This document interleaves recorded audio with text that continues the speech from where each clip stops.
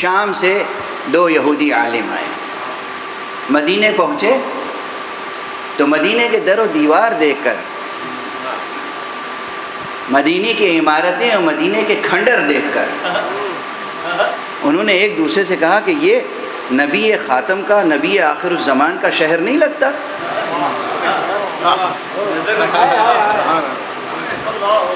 کہاں لگتا ہے، بالکل وہی شہر۔ داخل ہوئے، پوچھا، جستجو کی، لوگوں نے کہا ہاں محمد ابن عبداللہ صلی اللہ علیہ وسلم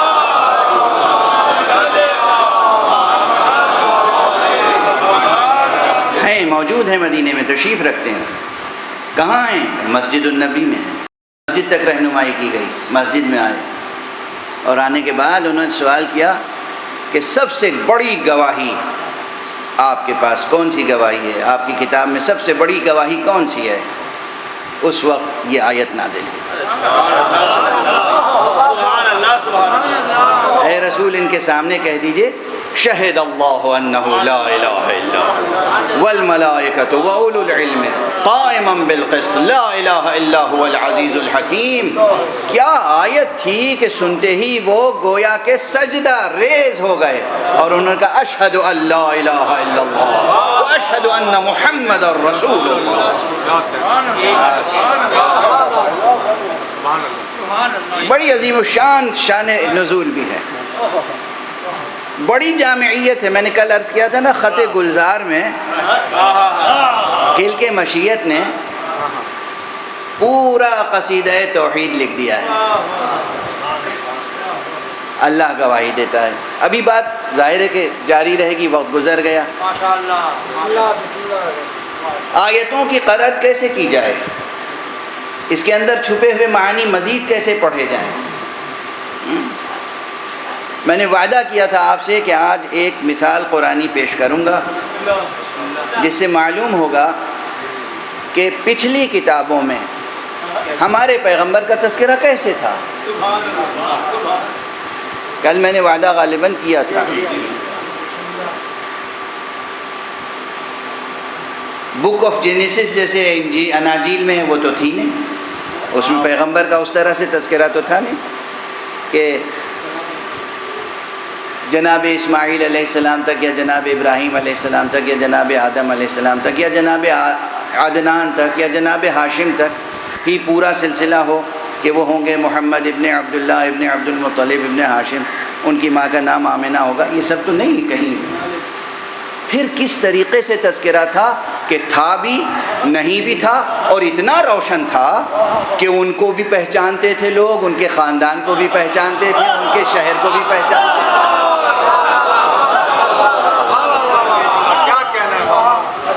یہ ہے یا نہیں اہم بحث؟ کتنی دلچسپ ہے اور کتنی اہم، کتنی دلچسپ ہے اور کتنی اہم۔ اب قرآن مجید میں جس طریقے سے پہلے کتابوں میں کیوں کھل کے نام کیوں نہیں لیا جا سکتا تھا؟ خاندان عبداللہ کے بیٹے ہوں گے، محمد ان کا نام ہوگا، دوسرا نام ان کا احمد ہوگا، اور باقی ان کی تمام تفصیلات، اس لیے کہ علم دینے کا سلیقہ بھی عالم کے پاس ہونا چاہیے۔ اس پروردگار سے بڑا نہ کوئی عالم ہے، نہ اس سے زیادہ کسی کے پاس سلیقہ ہے۔ ابھی نظام تعلیم پر گفتگو ہو رہی تھی، ایک جملہ اور اس ضمن میں کہہ دوں یہاں پر کہ ہمارے بزرگ علماء، پرانے علماء ہر ایک کو شاگرد نہیں بناتے تھے، وہ اس کا حسب نسب بھی دیکھتے تھے، خاندانی بیک گراؤنڈ دیکھتے تھے، اس کا، اس کے باپ کا، اس کے دادا کا اخلاق کیسا تھا، اس کی ماں کا، اس کی نانی کا اخلاق کیسا تھا، اس خود بچے کے گھر کی پرورش کیسے ہوئی ہے۔ جب مطمئن ہو جاتے تھے کہ ظرف پاکیزہ ہے،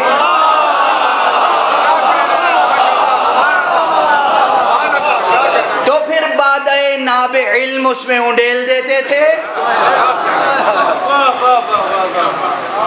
کسی غلیظ برتن میں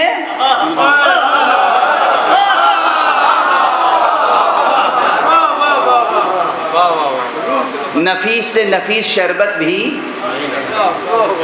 پھر نوشیدنی نہیں رہ جاتا، زہر ہو جاتا ہے۔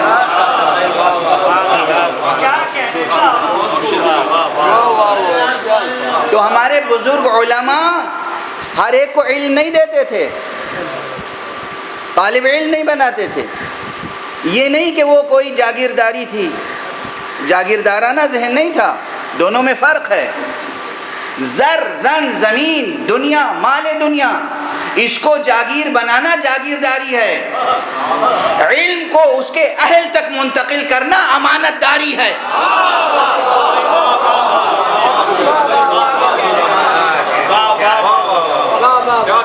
جاگیر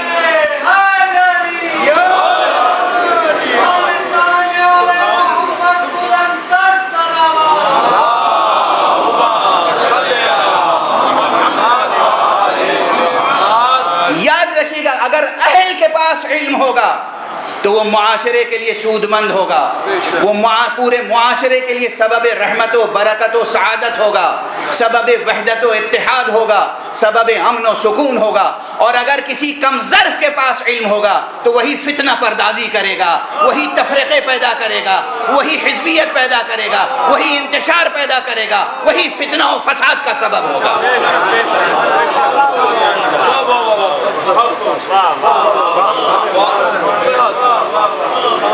تو یہ چیز اس سے زیادہ کون بہتر سمجھتا ہوگا کہ علم کس طرح منتقل کیا جائے۔ اب کیسے کیسے محسوس مثالیں دوں،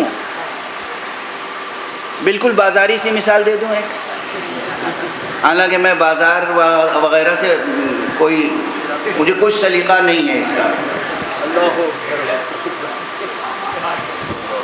جتنی نفیس شے بکتی ہے بازار میں اتنے ہی زیادہ اس کے اوپر غلاف چڑھے ہوتے ہیں۔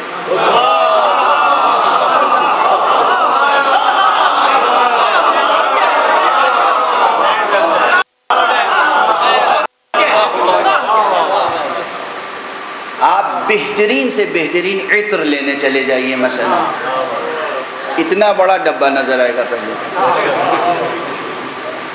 اس کے بعد آپ کھولیں گے تو ایک ڈبہ، اس کے اندر دوسرا، اس کے بعد تیسرا، اندر سے اتنی سی شیشی نکلے گی۔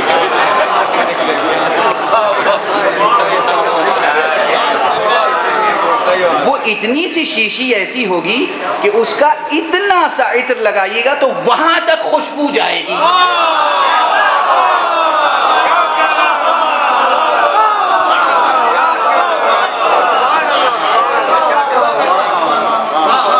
بات واضح ہوئی؟ اسی لیے بیان میں اتنے غلاف ہوتے ہیں وحی کے کہ جو جوہر علم ہے اہل تک جائے تاکہ روشنی پھیلے۔ صلوات پڑھ دیجئے محمد۔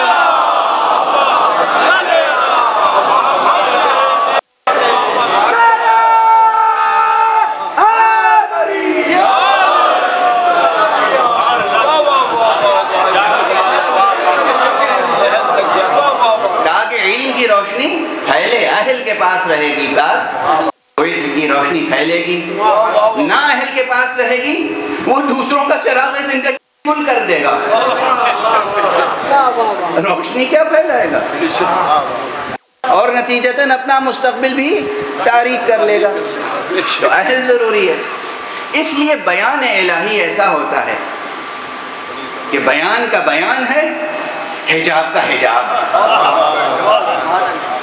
اب اس کی ایک مثال، وقت حالانکہ گزر گیا، وقت بالکل گزر گیا، مگر میں کیا عرض کروں کہ ایک مقام دیکھ لیجئے، ایک مقام، بہت سی مثالیں دینے کا دل چاہ رہا تھا آج۔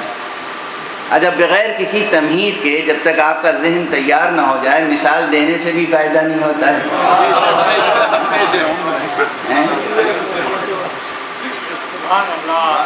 زمین پر ہل نہ چلایا جائے اور بیج ڈال دیا جائے تو بیج ختم ہو جاتا ہے، مر جاتا ہے۔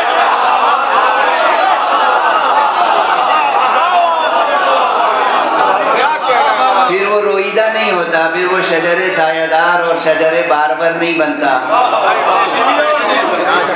اس لیے پہلے ضروری ہے کہ زمین پر ہل چلایا جائے اور پھر اس کی مٹی کو نرم کیا جائے، پھر اس پہ تھوڑا سا پانی کا چھڑکاؤ کیا جائے، پھر اس میں بیج ڈالا جائے، پھر بات برابر کی جائے،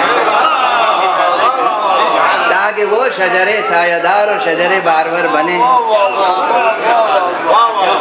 تو اب اتنی بات اگر سمجھ میں آ گئی تو دیکھیے کہ اگر کہیں کسی کتاب میں لکھا ہو کہ بھئی وہ لوگ وہ ہوں گے جنہیں تم دیکھو گے کہ ہر وقت رکوع اور سجدہ کرنے والے ہوں گے اور ان کی پیشانیوں پر سجدے کا نشان بنا ہوا ہوگا، اور یہ کہہ کے خاموش ہو جائے، تو اس عبارت سے آپ کیا سمجھیں گے؟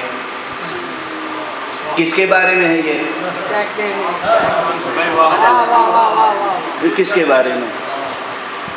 وہ لوگ ایسے ہوں گے کہ جیسے زمین میں کوئی دانہ بویا گیا ہو اور اس سے نرم نازک چھوٹا سا اخوا پھوٹے، پھر وہ بڑھے، پھر وہ مضبوط ہو، پھر وہ بارور ہو، ایسا کہ بونے والے زارے خوش ہوں اور منکران نعمت الہی غیظ و غضب کا شکار ہو جائیں اور چپ ہو جائے۔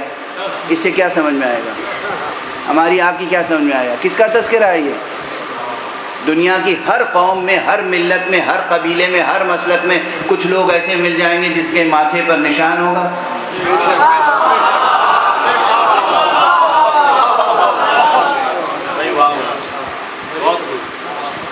کس کا تذکرہ ہو رہا ہے یہ؟ یہودیوں میں کتنے عبادت گزار تھے، مسیحیوں میں کتنے عبادت گزار تھے، مشرکوں میں کتنے ہیں؟ بتوں کے سامنے صحیح ماتھا تو ٹیکتے ہیں۔ اب صرف یہ بیان، اس میں کچھ نہیں ہے، نہ نام، نہ حسب، نہ نسب، نہ وطن، کچھ نہیں۔ کیا ہوا یہ تذکرہ؟ نفس ہے، بیان ہے، دلیل ہے، کیا ہے یہ؟ تو کچھ نہیں، تو مبہم سا بیان ہے۔ قرآن کیا کہتا ہے؟ بسم اللہ الرحمن الرحیم، محمد الرسول اللہ والذین معہ اشداء علی الکفار رحماء بینہم تراہم رکعا سجدا یبتغون فضلا من اللہ ورضوانا وفضلا، یبتغون رضوانا۔ ایک صلوات پڑھ دیجئے محمد۔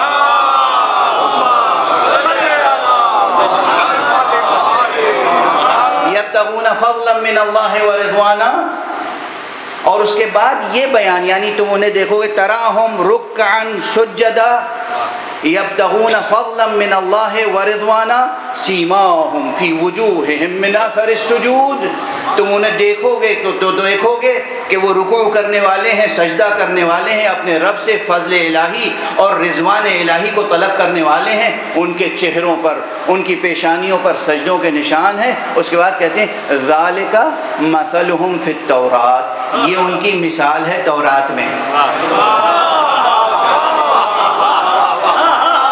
قرآن خود بتا رہا ہے یہ تورات میں جو بیان کیا ہے ہم نے کہ تم دیکھو گے ایک ایسا کرو جو رکوع کرنے والا ہوگا، سجدہ کرنے والا ہوگا، پروردگار سے فضل الہی اور رضوان الہی طلب کرنے والا ہوگا، اور پروردگار سے، اور ان کے چہرے ایسے ہوں گے کہ جو سجدوں کے نشان سجے ہوئے ہوں گے ان پر۔